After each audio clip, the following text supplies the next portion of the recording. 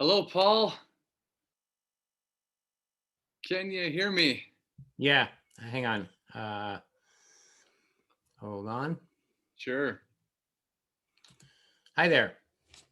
Well, it's very nice to meet you, man. Welcome to I Ask No One. Yeah. Yep. Nice to meet you too. Where are you checking in from? Los Angeles? Yeah, I'm in Los Angeles right now. Excuse me. One sec. Sure. I'm in Los Angeles right now. I pretty much live in New York and Los Angeles, but we've been out in Los Angeles for the past year or so. Gotcha. Well, thanks so much. Top of the episode, I'd like to do a little cheers with my future sponsor here. It's early here, so I'm gonna join you with just coffee.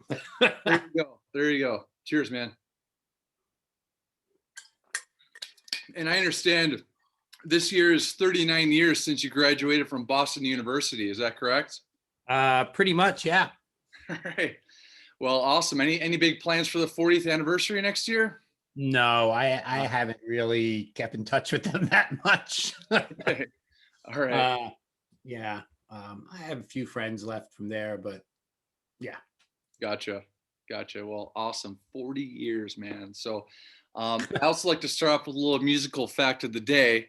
And today is April the 12th. In 1968, Pink Floyd released their fourth single, which was "It Would Be So Nice." And I've never heard that song before until this week when I was kind of preparing. And that was a Richard Wright-penned song. And the B-side of that was Roger Waters's "Julia Dream." And I understand you worked with Roger Waters of Pink Floyd, right? I did. Just to go back, I discovered Pink Floyd more in the early 70s. I think the record I discovered was Metal. Yeah, Echoes. And Dark Side of the Moon. Those two were my first two entries into Pink Floyd. And so, yeah, I did get to work with him years ago when it was a music video to promote he redid the Wall concert in 1988 or 89 when the Berlin Wall came down. Ooh. And he did this concert. It was a benefit for World War I veterans, actually. So it was a big benefit, but he staged it in Berlin, and it was a huge concert. I think might have been a pay-per-view thing. I can't remember. Wow. But what I did with him is I made a music video to promote it. So it was Another Brick in the Wall Part 2. And I got the job because all these people, these other directors were bidding on it with these really, really outlandishly expensive ideas, like huge. It was going to cost millions of dollars. Yeah. And Roger was like, "You don't understand. This is a benefit. I can't spend all the money on the music video," So then I came up with an idea to redo it, to shoot it in one day in London. So on a stage. So we built a wall in there and had some camera tricks going on. And, it was somewhat simple, but with a great song like that, you don't need much, particularly seeing Roger Waters perform it again after so long. Sure. So that was wonderful. I flew to London. I was in LA at this company, Propaganda Films at the time, and flew to London. I met him. I went to his house, hung out in his home studio. No kidding. Wow. Showed me the little Moog that they wrote money on. He had it all there, It was amazing. Oh, that's so cool. It was great. And I had also worked years prior. I'd worked as an editor with Storm Thurgeson. Storm was the art director, I guess, or artist who did all their album covers. Yes. All their staging and everything. So Pink Floyd collaborated with this famous lighting designer in London. I forget his name, and Storm. And when we were editing the video, it was an all-nighter in London, Storm and Roger came, and we just hung out in the edit room all night, taking his notes and changing it. It was fun. It was definitely an awesome gig. That sounds like an awesome gig in collaboration. I know how Yeah. creative the mind of Roger Waters is, and to go Yeah. from listening to metal early on to now working with him, that must have Yeah. felt. And he very much knows what he wants and likes. Yeah. He's a control freak. Yes. But we met halfway. It was good. Wow. Yeah, I'll never forget that. And I've run into him a few times since then. Have you? Yeah, I ran into him at a studio once in the hallway, and we just stop and talk. He totally he remembers me always, and it's great. I was lucky enough to see the Dark Side of the Moon tour in 2007 when it came through Darien Center here in New York, and then again in 2013 for The Wall, where he redid The Wall, and he took that on tour with the flying airplane and everything. That was really awesome. Yeah, that was awesome. Yeah, that video you directed, I'm going to include that in the description below. I've actually never seen it, so I'm gonna look that up. The video, Another Brick in the Wall Part 2.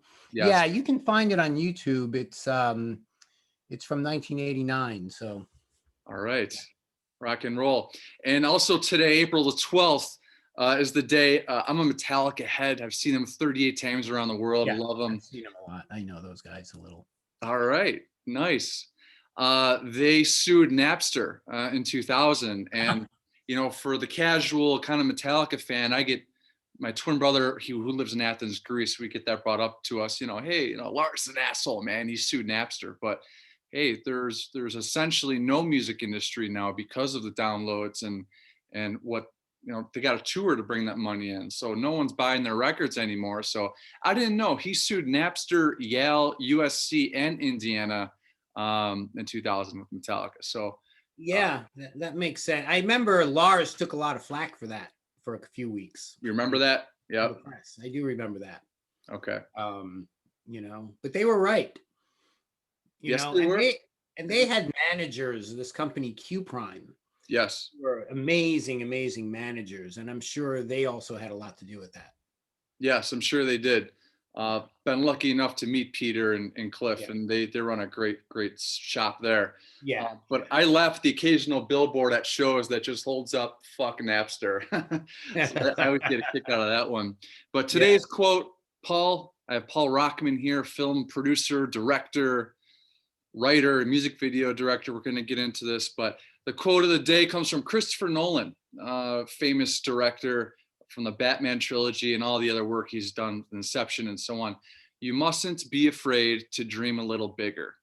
Yeah. And I think you had a part at your festival, I would say, at your Slamdance Film Festival that's in Park City, Utah, in giving Chris Nolan a little shot in 1999 when there were 14 people in the audience and he's playing his movie, and he's jacked up about that, I'm sure.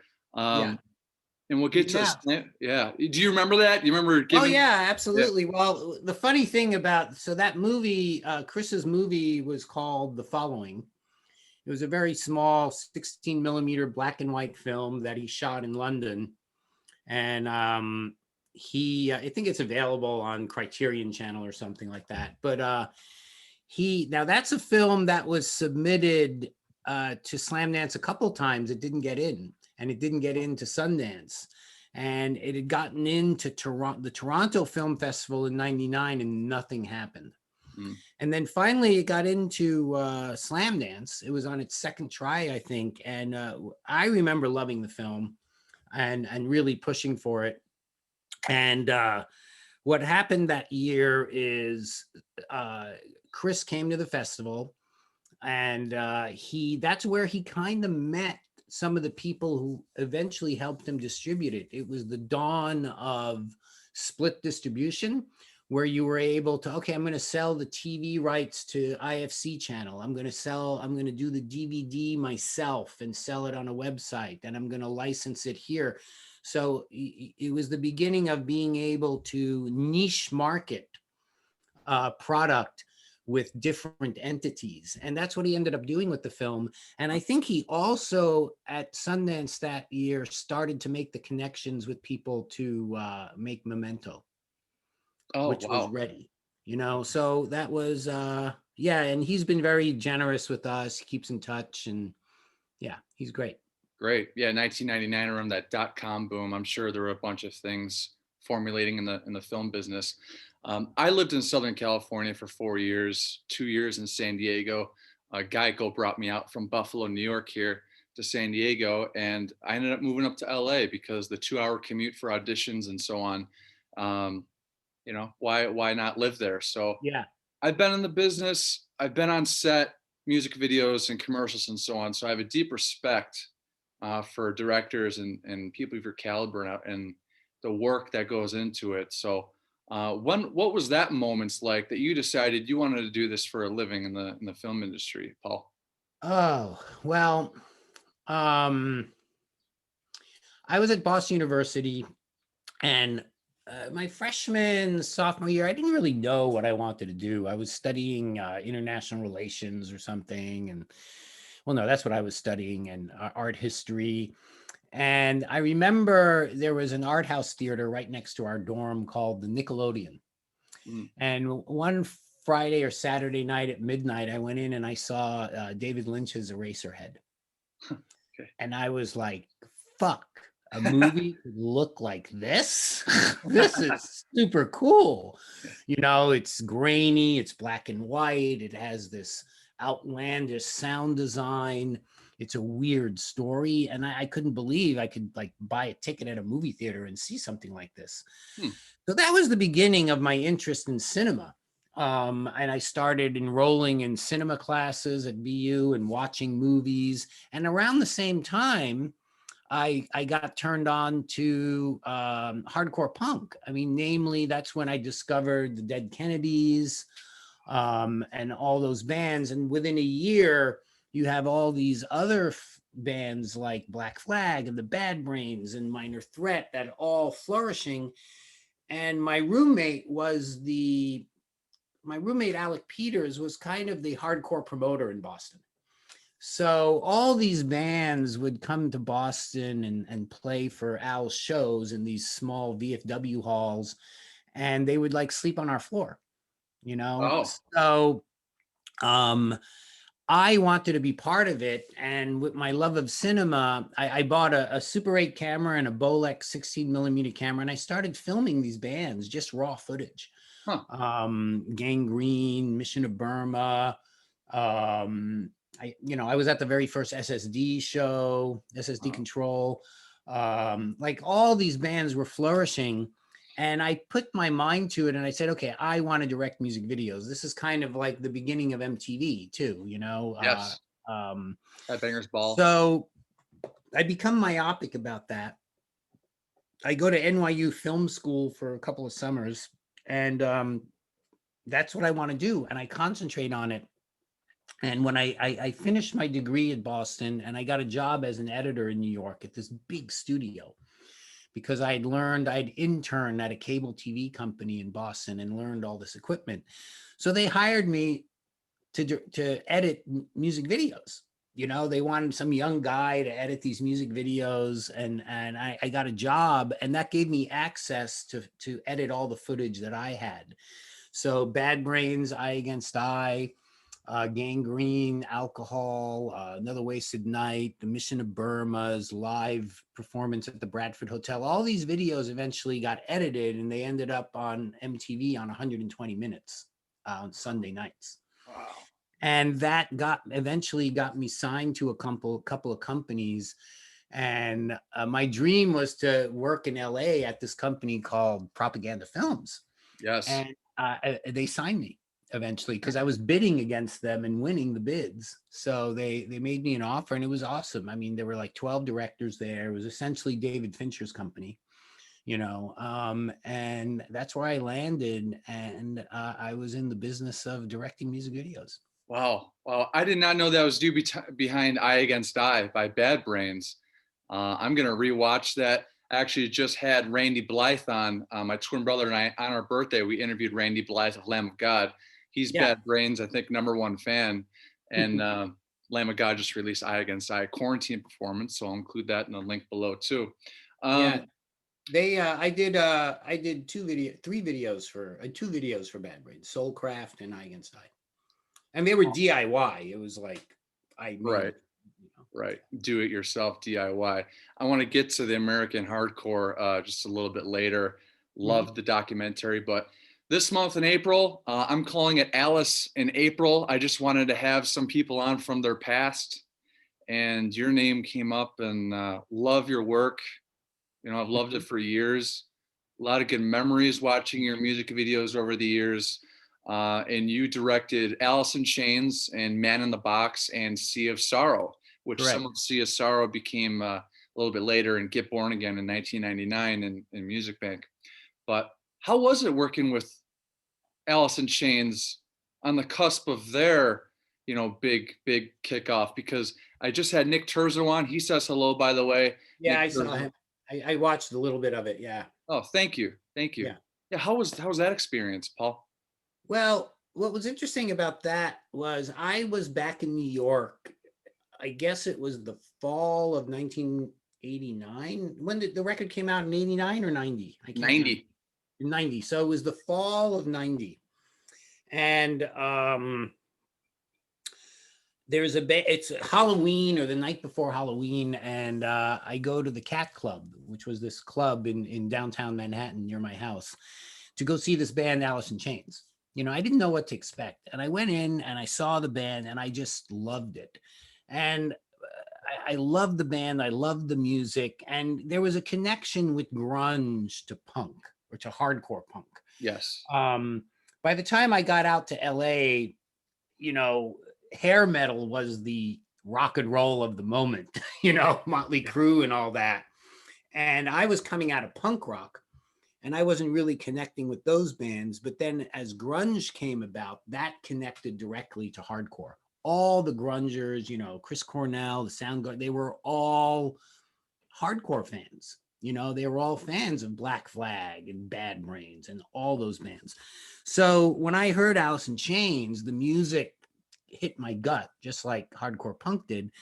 And what I did was the next day I called Columbia. I called my agent and I called Columbia Records, because the video commissioner, the person who gives out the videos, Chris P., she was kind of a friend. And I called her. I go, Chris, I just saw this band, Alice in Chains. I love them. I want to do a video. And she was like, oh, wow, that's great, because we're about to release a second single and I'll send it to you. So within the next couple of weeks, I go back to LA and I get the job. I bid on it. And they had put out We Die Young, I think, Yes. which Rocky Schenk directed. And that single didn't quite take off the way they wanted to. So I saw them in October, end of October, November. I was shooting them like the week before Christmas in LA. And I remember they were on the road, and I listened to the song, and I didn't really talk to them. I might have talked to them on the phone really briefly, but they were faxing me. It was weird. We were Oh doing yeah. free email. So I got this fax from Layne, which just had these broad ideas, that how he interpreted, because it was his song. He wrote that song. And so I came up with the idea of shooting them in a barn with farm animals, and having this kind of visualizing the eyes sewn shut with this kind of Grim Reaper figure. I just came up with all of that. And it was a big change for music video, because music videos and rock videos were pretty flashy at the time, with lots of lights and Chicks. Yeah. chicks, people rocking out, and this music. And then you had like really small alternative bands doing kind of funny, goofy videos, Yeah. but Alice was kind of in between the two. So I just came up with this idea to put him on a farm with farm animals. That hadn't been done. There was no rock band hanging out on a farm on a That was up in TV. LA, like Malibu or Yeah, something. that was in LA. That was in the Santa Monica Mountains. It's still Gotcha. the farm is still there. It's off of Malibu Canyon Road, between the 101 and Malibu. Yeah. And I found the location. We rented all these animals, and I remember that morning going to set with my producer, I was terrified. I was second guessing myself. I was like, what the fuck am I doing putting these guys next to cows and pigs and chickens? It's like, what the fuck is this going to be? You know, I was getting the jitters last minute, but they were great. So I met them on set. It was a 1-day shoot. It was very efficient because it was all in this location. We shot a lot that day. And this was all on film. You know, we were shooting everything on film. So everything took a little longer. And it was a really wonderful experience. It was a great day. They had a great time. And I finished the video. And within a few weeks, it became a Buzzbin video. You know, MTV had this thing called the Buzzbin, which were their weekly hits. So that put it into daytime rotation. So it became a hit. Wow. Broke the man. Yeah. Well, that's awesome, man. I mean, I'm a drummer. There's Lars Ulrich, there's Sean Kinney, and Dave Grohl for me from a drummer point of view. And I just remember watching that video over so many years. My late great buddy Mike Holden, he introduced me into Alice and just opened my mind up to all sorts of music. But I remember doing leg raises in Gold's Gym in Venice. That was my gym, and I remember the stomp. I think it was Mike Starr that was stomping. And you caught the stomp of the dust. The stomp of the foot, yeah. And I think that is so, from a drummer point of view, I just love that, man. Well, it opens on Sean. You know, the first shot is a move on Sean. Yeah, that's right. We go by each band member individually. It was a Steadicam shot, and we, you know, and then Layne's close up was mesmerizing. You know, his close up, his eyes just connect to the camera. That's like a beautiful close up. Yeah, so when he's sitting in the corner in the hay, I think when you're coming in. When he's standing in the barn, the close up where he's shaking his head. Oh yeah. That close up is really amazing. His eyes are just a beautiful shot. It is. You know, that close up and Eddie Vedder's close up in Hunger Strike are two shots I'm really proud of in terms of emotional connection. Absolutely. Going real quick back to Sean Kinney, I remember replaying the video, just because there's that pause, and then all of a sudden, coon cat, you know. Yeah. It's just so fun to watch. It's amazing. But it's nice to know that you're having a good time. Did anything make the video that was unexpected that happened, and you're just like, wow, that needs to stay? You know, there was no unusual accidents, you know. Okay. We were just flowing with ideas. I remember I put Layne in the cage with chickens, you know, where he's, you know, I did that. And so with the glasses, love that. Yeah, and we did we had these horror makeup guys to do the guy who plays the Grim Reaper was this guy named Resin, and he worked in the parking lot of a friend of mine's bar, but he just looked like Jesus Christ, you know. So I cast him, and so his eyes shut. Yeah. So that was all makeup. So that was a pretty good shoot, you know. I visualized it. I had my shot list, and we got everything. Beautiful. You know, there were no surprises there. Sea of Sorrow was a different story. Black and white. They showed up in a studio. Was that months later down the line? You had him in for Sea of Sorrow? Well, no, Sea of Sorrow. There's two versions. You know about there's two versions of Sea of Sorrow. I know there's the black and white one, right? And then there's one that has more color. The original version, and you can see it on YouTube. Actually, the original version has become more popular now. Get out of here! Oh, yeah. And it was released on their home video. What happened with that, and I'll make this brief. So the band was on tour with Clash of the Titans. Yeah.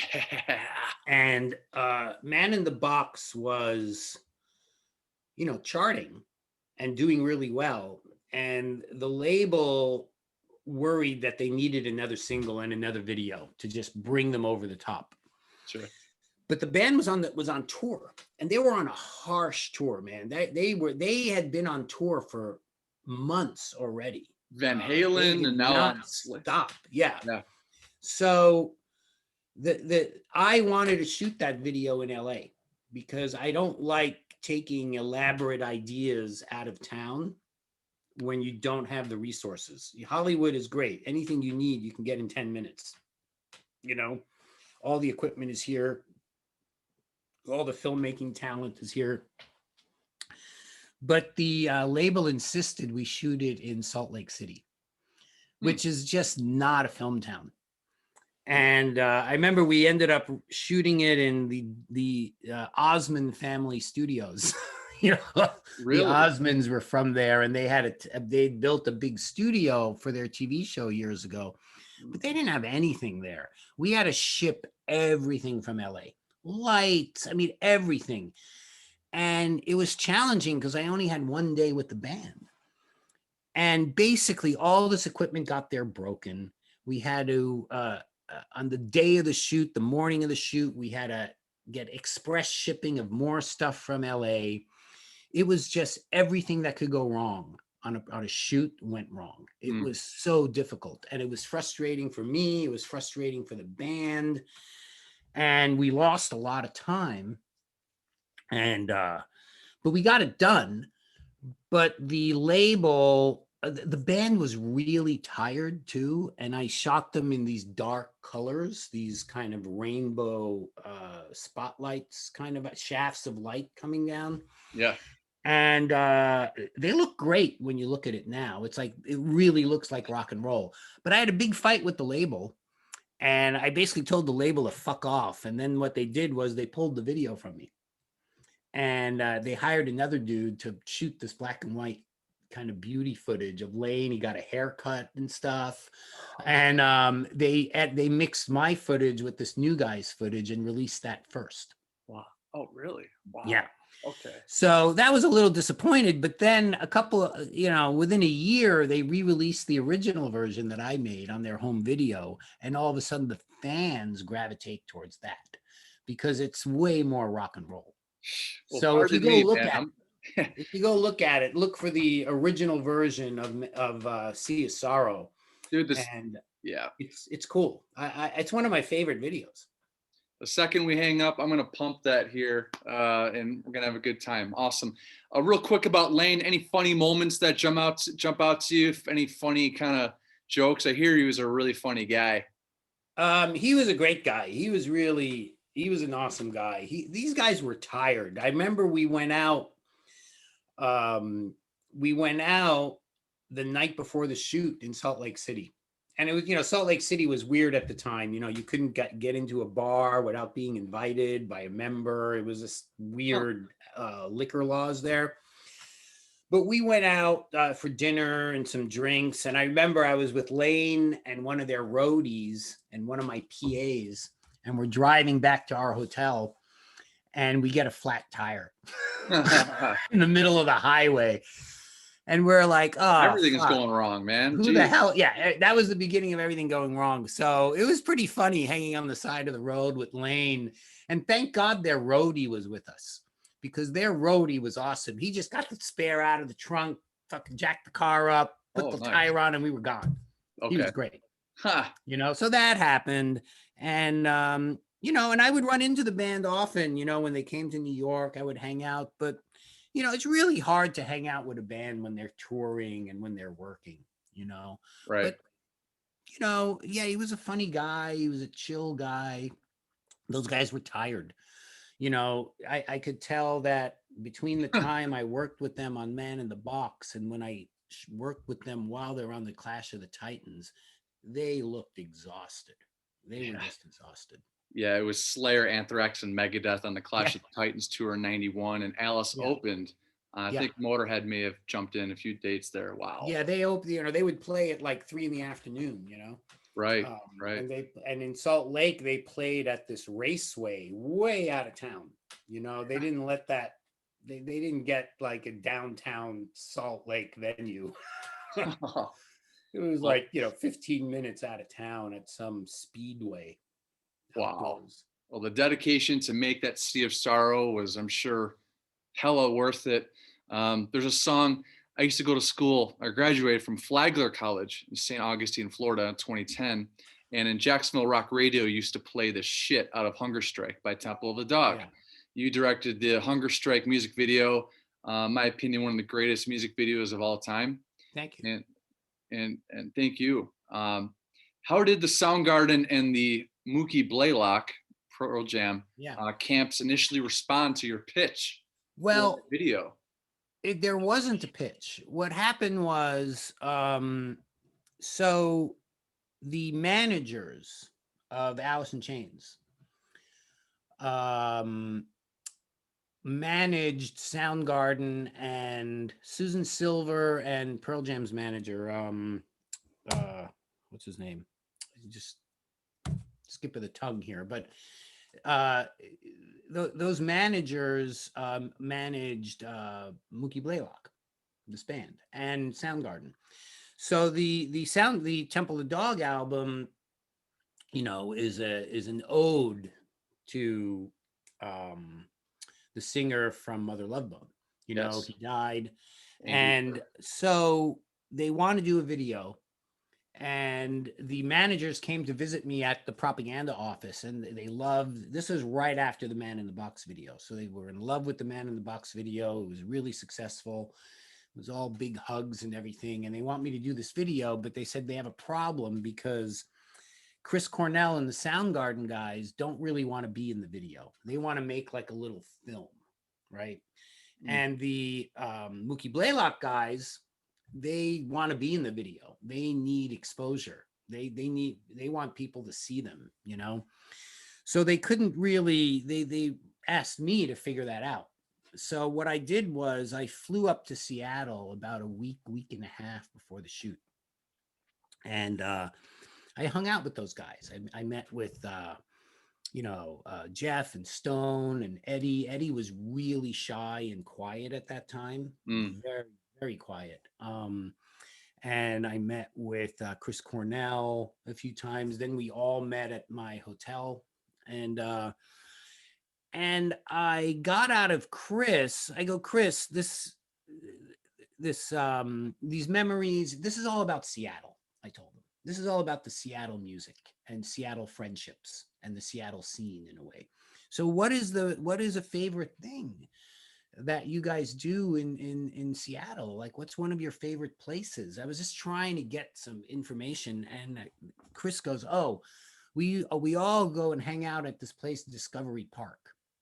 And I go, why don't you go show me that? So we take a trip to this place, Discovery Park, and it's an amazing location because everything is right there within a few hundred feet of each other. You look there, oh, there's a lighthouse there. Oh, there's woods there. Oh, there's a beach. Oh, there's all these things that are like so easy. You know, you just turn the camera and it looks totally different. So it was perfect. So then I came up with this idea. Why don't we do a very organic type of video and just put you guys outside, sing the song, pick some very specific looks that will be dynamic. And that was my idea, and they all went for it. Oh. You know, and I was able to get that great shot of Matt and Chris on the hill, and I was able to get that wonderful close-up of Eddie in the reeds, you know. Yes.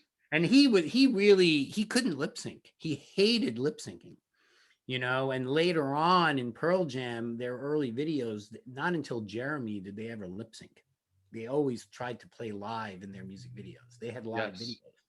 So he was really uncomfortable lip syncing. And I just told him, I remember telling him, just stare at something, pick something to stare at in the distance and just look at that and sing. And it worked. I'm going hungry. yeah, because he's looking in a particular way. He's not looking into the camera. He might glance in it a moment or two, but yeah. I think beautiful is the perfect adjective to describe that clip. Really. And that had a lot of footage, you know. That video also got another version a couple of years ago where we re-edited it when they released the album. You know, when they re-released the album, yes, they promoted another video because I had shot all this footage inside these buildings with candles and Chris under a table. And that didn't make it into the first video. So we re-edited a completely different video to the song. You can Wow. find that on YouTube too. I'm going to look that up as well. And I heard in previous interviews, you mentioned how much of a presence or leadership or confidence that Chris Cornell had on set. Was he really the son of Seattle? He was the one steering the ship. He was the one honoring Well, Andy Wood through the words and well, of that record. he was a rock star by then. Yeah. Soundgarden was huge. Soundgarden was the big Seattle band, the cool band. Right. Super Unknown had a big impact, and they were on their second record by then, maybe. I don't know. But yeah, he was confident, he was artistic, he was kind, he was collaborative, he was great. He was an amazing person to work with. Yeah. Bad Motor Finger was 91, and then Super Unknown was 94. Okay, yeah, I got that backwards. Yeah. What Right. was the SST record? The one that their very first record. God. Was it just Soundgarden? I can't remember. No, it was an EP. There was Screaming Life, Fop, and then after that, Louder Than Love. Louder Than Love, yeah. Yeah. So that SST record is awesome. See, again, there's the punk hardcore connection. Those guys wanted one of their first records to be on SST because they admired SST in those bands. No shit. Oh, Yeah. wow. Okay. Well, Metallica was around the time recording "And Justice for All," and they have cited for my Metallica fans out there as "Louder Than Love" being that influenced Metallica a lot, actually going into the Black Album too. Ever see Temple of the Dog, Paul, live? Oh yeah, I saw them a bunch of times. I saw them at Lollapalooza in LA, the very first Lollapalooza, which might have been one of the first times they played together because both Soundgarden and Pearl Jam were on that tour. 1996. Metallica was there too. Cool. Wow. No, that was earlier. The first Lollapalooza was. Oh, you're right. It was earlier. It was 91. Yeah, 91. Okay. Yeah. Okay. That was out in Irvine, California. Yeah. And it was a traveling tour, but yeah. So they would perform it every few nights. So I saw it at that a couple times. I've seen them play. When I went to see them in New York when Pearl Jam played in New York, and occasionally if I'm in New York, I'll reach out and get some tickets. And one night when I was there in the audience, and I went backstage to say hi and everything, and they played Temple of the Dog. They rarely play it. They played Hunger Strike that night. It was great because Eddie played it with one of their opening bands. I forgot the opening band, but the singer from one of their opening bands came out and did the duet with Eddie. Wow. Hunger Strike. It was Madison Square Garden. It was awesome. Wow. Yeah, a few years later, 2016, Temple of the Dog came back out again right before Chris's passing, and I made into the show. I was right behind the stage, and I remember for the first time exchanging pleasantries with Cornell down there, just yelling, "Yeah, Chris!" Yeah, just saying Chris to him was cool enough for me, Paul. But you also directed Pantera, Psycho Holiday, fucking Cowboys from Hell. Yeah. Cemetery Gates. What a beautiful job that was. What comes first to mind when you think of Dimebag Darrell and Vinnie Paul? R.I.P. Those guys were the friendliest guys. Some of the friendliest rock and rollers I've ever met. They were awesome. They were passionate about what they did. They knew what they wanted, what they liked. They just wanted to rock, and I shot I did 4 videos for them. I did 3 on the first record, 1 on the second record. And I flew to Dallas and shot them at this place called The Basement, which was kind of their local venue. And that's where I shot Cowboys from Hell live and Psycho Holiday live. So we shot in the afternoon without a crowd, got some close-ups and everything, and then I shot live with the crowd. And I was operating a small camera off the stage on that, like I used to do so often. It was intense. That was a great show, and that is one of the most amazing live videos. when I watch that, I'm just like, wow, this is so kinetic. Cowboys Just from Hell. It's gets my intense. heart It's beating. great. Yeah, I'm a I love diehard that. Gojira fan, and I feel like Gojira is the new Pantera, Hmm. just bringing it. And just watching the video again last night, I'm like, I want to get back out there, and just the punk rockness of the bashing on the floor and everything. And you said you were up on stage. There was a point, I think, in Cowboys from Hell where Dime looks right at you, and he's like right down here in these high notes hitting, and he looks right at the camera. Yeah. You remember that? I probably do. I have to look at the video, but these are you remember these more in the edit room than when you're shooting it. You'll see it, and right. then you got to see what you got. And And it was a great moment. you walked out of those two videos, Psycho Holiday and Cowboys from Hell, alive. Were you didn't go in the pit, did you? You didn't have anything thrown at you or anything? Yeah, I would throw. I would fall into the pit sometimes, but not diving or anything. Okay. But the yeah, Phil was intense. What a front man. Hell He's yeah.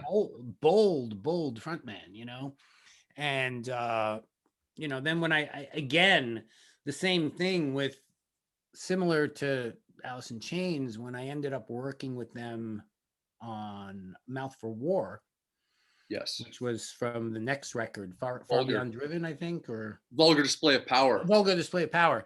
Yep. They were burnt.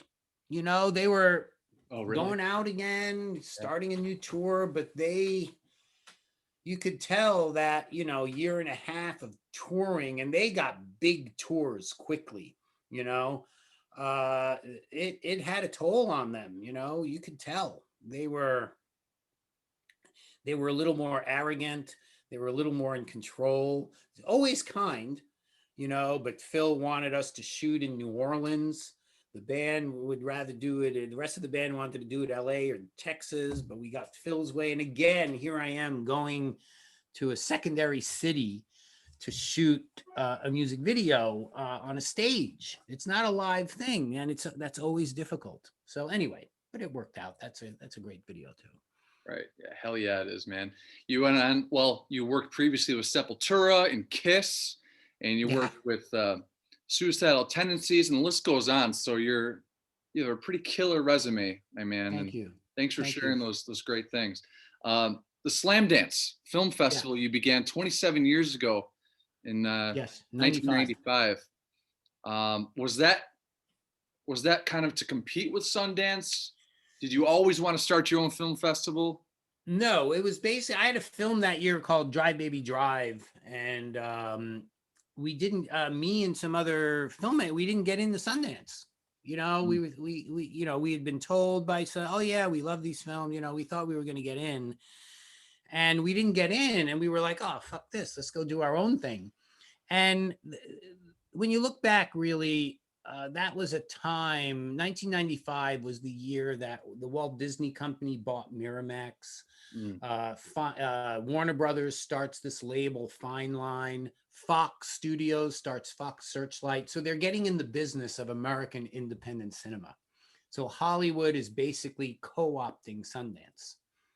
And it's good in a way, because it creates this bigger opportunity for American independent cinema.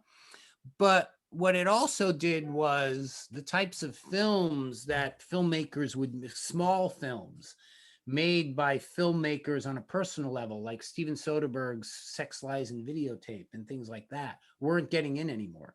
All of a sudden, Sundance was catering to a little more of a Hollywood flavor. So we went up there with our own films. It was called the Slamdance International Film Festival, Guerrilla Film Festival. We called ourselves Guerrilla. Yeah. And we just went up there with projectors. We set them up in hotel ballrooms and hotel offices. And we were really good at PR, and Hollywood Reporter, Variety, LA Times, Salt Lake City Tribune just fell in love with what we were doing. We were the story. And every time Sundance or Robert Redford said something bad about us, they kind of treated us as parasites and, wannabes and sore losers. And every time they opened their mouth, it was boom. It was like, a headline in Variety, So it really worked for us. And after that first year, some of my partners, we just decided to keep it going and keep doing it. And yeah, it's our 27 years of discovering emerging filmmakers. The festival is really geared towards first-time filmmaker, small budget, well under $1 million, no distribution. And that's annually in Park City, Utah. Yeah, I mean, we were virtual this year because of the pandemic, but yeah, it's annually at the same time as Sundance. Gotcha. Okay. And is it going to be in person this year? Or? I think so. We'll see. Nobody really knows. We might keep, I think everyone is going to keep a virtual component now because it does work pretty well. You are be able to get a bigger audience. So I think we probably have both in tandem a little bit. Gotcha. I don't know. Good buddy of mine, Mike Layne, he fronts a death metal band, Pioneers, called Detriment, and he's been in the acting business for quite a long time. And he had a question to ask you. What excites you most about storytelling? What excites me most about storytelling? Well, I have a couple of films that I'm casting a movie right now. I have two narrative films I'm setting up, and I have 2 documentaries I'm setting up.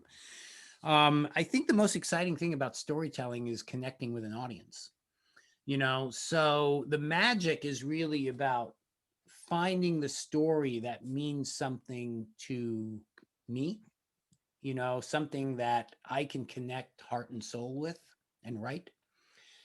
And that there's enough heart and soul in that story that it connects with people in the movie theater, or, that it's personal. And that there's something in there that, when somebody in the audience go, oh, I know how that feels, or, oh, I recognize that emotion. I think that's really the key to great storytelling, is connecting with readers, watchers, In these projects, what are they called? Can you release those yet? Or it's a little early. One of them, I'm not going to say titles, but one of them is based on my childhood in New York City, growing up in New York City in the 80s, in the early 80s. And I have Abigail Breslin and Gaten Matarazzo from Stranger Things attached to that. So now we're trying to finance it. I have a music documentary about a moment in New York in the late 70s with rare footage that nobody's ever seen. That's a great story, and I can't really talk about that yet either. I actually have an NDA on that. I'm hired as the director. So I've had this pause over the last few years of developing new projects, but these are I love these. These are great. I can't wait to get them rolling. We can't wait to see what they're all about. Is there a dream film that you would love to make that you haven't made yet? Maybe a cast member or actor or actress you'd love to work with that you haven't worked with yet? An executive producer, someone or a few people out there that you would just love to collaborate with? My God, that's impossible to dead or alive. It's really just the next movie. It's always the next movie. Gotcha. It's a good you can't really it's great to dream about things and people you want to work with, but that's not exactly what the work is about. The work is about getting it into production, and by any means available sometimes. So it's just really about getting that. The best time is being on set rolling camera. That is the most wonderful time, and it doesn't last long. You shoot a movie maybe 24 days, 30 days, 40 days if it's a big, and then and those 40 days are hard, and there's always problems. But the minute the camera rolls and you say action, between action and cut, it's blissful. That's your happy place. Yeah. Awesome, man. You worked with Tim Curry. Yes. My name's teacher. Yes. My name's Kevin, so Kevin McAllister is still my childhood hero from Home Alone 1 and Home Alone 2. You know, Yeah. I love you. Yeah. I could go on about Home Alone 2, but you worked with Pennywise the Clown in a film called Four Dogs Playing Poker. I believe the year was 2000. Yes, it was released in 2000. Okay. Nice man, I take it. Did he ever Yeah. scare the shit out of you with some Pennywise impressions? No, not really. No? You know, a funny thing happened in that movie. He's the ultimate professional. He's an amazing actor. And I'll tell you why in a second. But when he came on, he wanted to do an American accent. And he had never done that before in his films. And because I really wanted in the movie, I said, okay, but you have to work on it and you have to show me what that accent is. You know, I'm not just gonna, and he agreed. Oh. First rehearsal, he came in, his American accent was horrible. You know, Olivia Williams, who's also in the movie, another British actress, she came in, her American accent was tip top.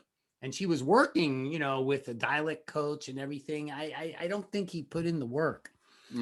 So I confronted him on that, and I go, "Listen, I don't think you can do the accent." And he walked out of the room in a toughie, and he said he threatened to quit the film. And I'm like, "Oh fuck," So basically, I had to go talk to him.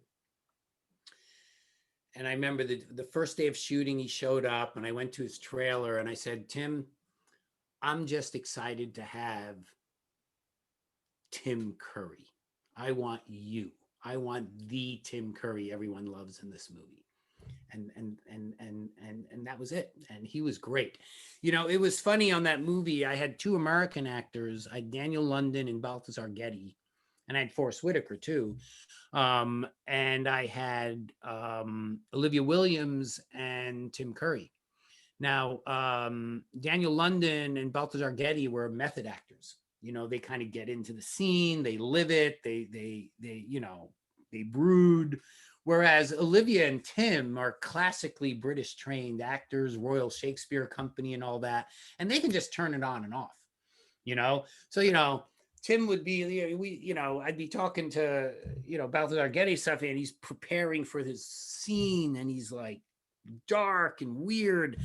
I go to Tim, and Tim's like having a coffee, just joking around with somebody on the crew. I have a few words with him. And you hit action, and bang, he's in character.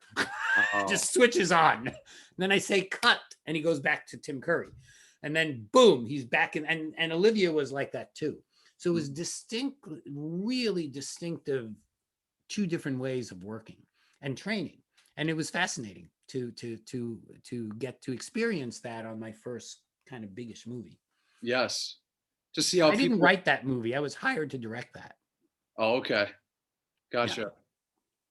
Yeah, just seeing how people kind of get in their mode in all of their own different ways.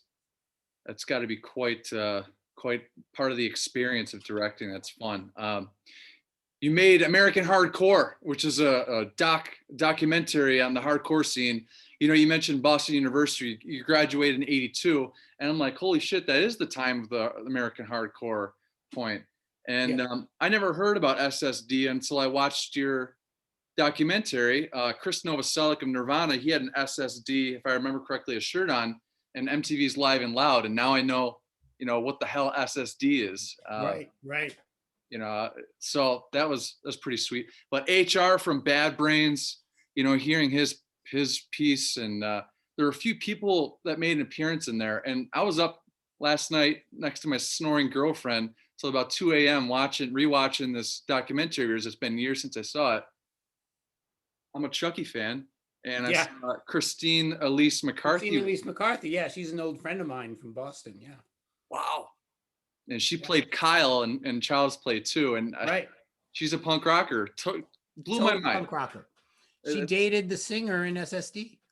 Really? Springer, yeah. Oh God. That was her boyfriend.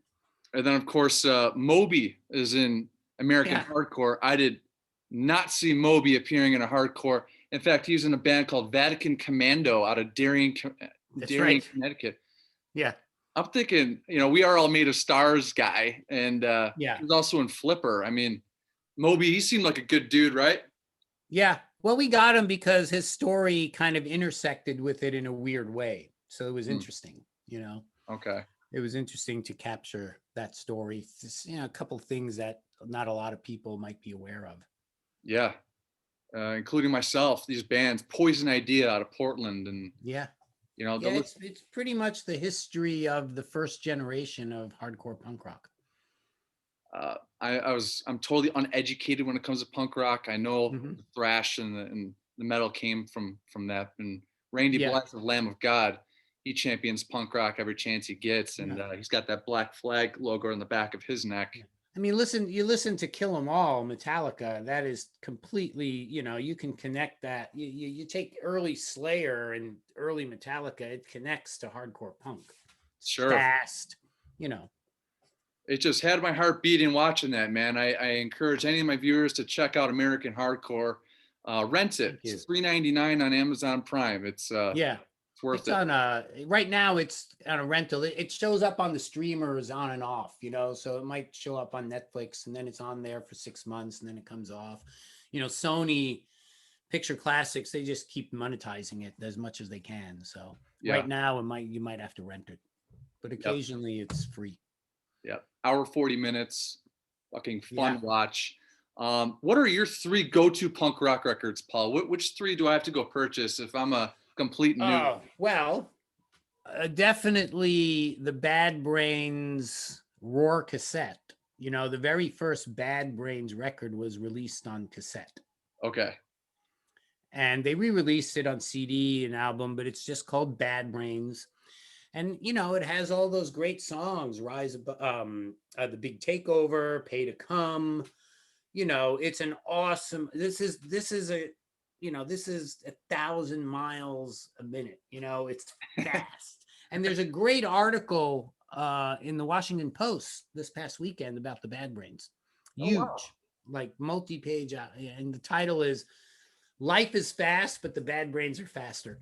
I'm gonna find a link to that and put in the description. So the very first Bad Brains release after the singles, because the Pay to Come single is a classic, but so the Roar cassette release, definitely Black Flag damaged.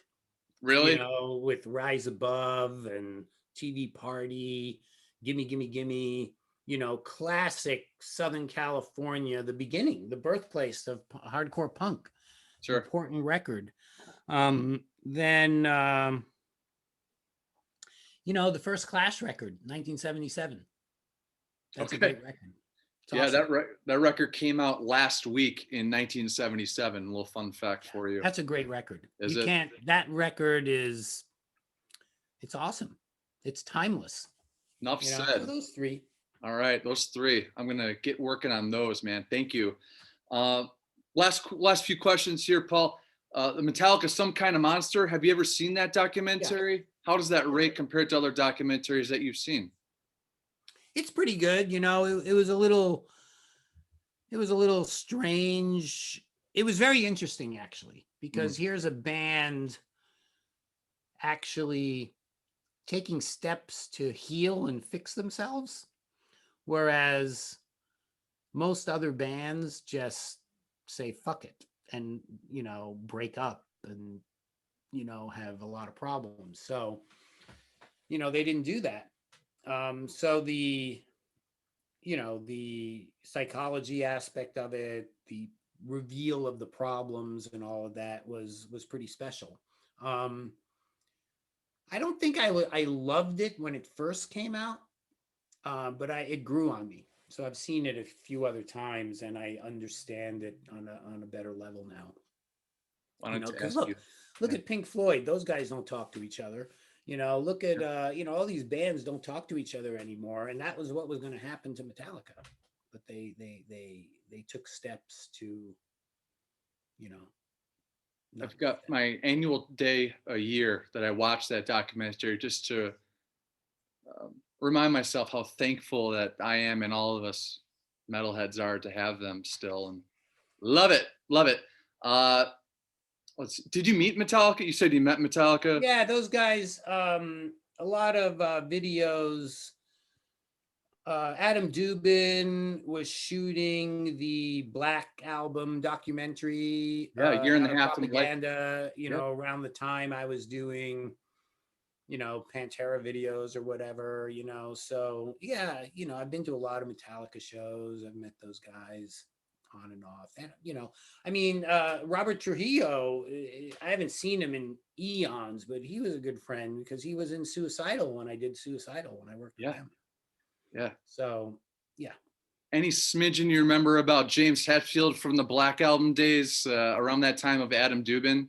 No, No. I don't. You'd have to ask Adam. Okay. Yeah, I didn't know he was with Propaganda. That's cool. Well, he was the filming of that documentary was done through Propaganda. So yeah, he was there, but that's all. That's what he did there. They filmed that for like 2 years or something. I don't know what the hell. It was Yeah, a long love haul. that. In closing, what would you tell a 20-year-old Paul RACHMAN right now? Well, you know, I sometimes think about that. Like you look back at your career, your life, and um, I think weighing choices carefully as you pursue your career and your life. Um, it's easy to get sidetracked and easy to get seduced by what you think it is you do. So, when I came to Hollywood in 1988 and, oh, wow, I'm going to be a music video director at this peak moment of MTV, surrounded by all these, being one with all these other great directors. It's crazy. It's empowering, but it's easy to get distracted in all of that. It's easy to get distracted with what other people are doing and what you're not doing. So it's really concentrate on what you want to do. Be myopic about what's inside yourself, and be clear about that. Trust your instincts. Surround yourself with smart people. Recognize good advice when you get it. Weigh that advice in a smart way rather than discount it, because when you're 20, 21, 22, you fuck up a lot. You don't have the life experience to critically think about things the same way as even when you're 35, so critical thinking, taking pause, uh, really having a clear idea. Once you're on track, having a clear idea of what you want, and just stay on that track. Don't get distracted if you can. Thank you for your advice. Thank you. Next week, I have Scott Deck-Roden coming on. He is Alice in Chains' lead photographer over the past several years. He's shot a bunch of other bands. We're going to keep Alice and April rolling into next week. RIP DMX. And stay happy, Paul. Thank you, man. Really You're welcome. It was a pleasure. Thanks for having me. Thank you. The Bob Gruen was the photographer on the set of Man in the Box. You know who that is? I don't know. Oh, Bob Gruen, like all the famous John Lennon pictures from the 70s, it's Bob Gruen.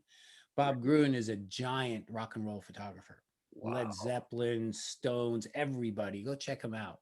But he would, in the 80s, he was also a working photographer, and the labels would hire him to go shoot behind the scenes.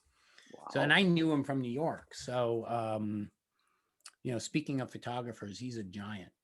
You should check him out. I will check out Bob. Thank you for the suggestion. But stay happy, stay healthy, stay hungry. Thank you. You too. Stay heavy. And, if you guys like what you saw here, a little like, subscribe, any of that shit, love it. Have a good day, Paul. All right. Thanks a lot. Thank you, sir. You too. Have a good week. Bye-bye. Bye.